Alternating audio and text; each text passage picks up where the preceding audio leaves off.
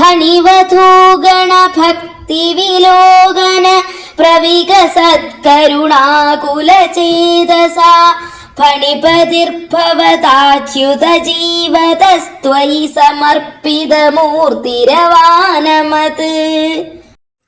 அச்சுதா, காளியனுடைய பத்னிமார்களின் பக்தி பெருக்கை கண்டு கருணை பொங்கிய உள்ளத்தோடு உயிர் பிச்சை அளிக்கப்பட்ட நாகராஜன் காளியன் தங்களிடமே தன் உடலை அர்ப்பணம் செய்து நமஸ்காரம் செய்தான். ரமணகம் व्रजवारिधि मध्यगं फणिरिपुर्न करोति विरोधिताम् इति भवद्वचनान्यतिमानयन् फणिपतिर्निरगादुरगै समम्.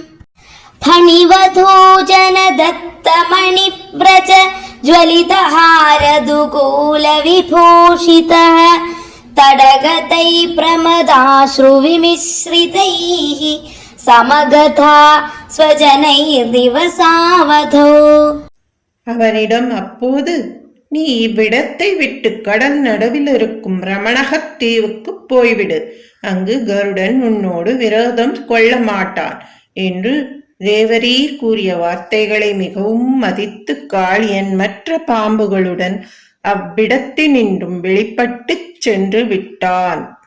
फणिवधूजन दत्तमणिव्रज ज्वलितहारदुकूलविभूषितः तडगतै प्रमदाश्रुविमिश्रितैः समगता स्वजनैर्दिवसावधौ.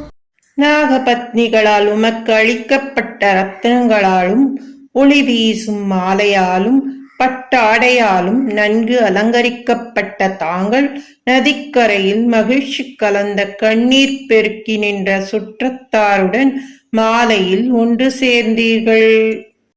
निशिपुनस्तमसा व्रजमन्दिरं व्रजितुमक्षम एव जनोत्करे स्वपति तत्र भवच्चरणाश्रये दवकृशानुररुन्ध समन्दतः.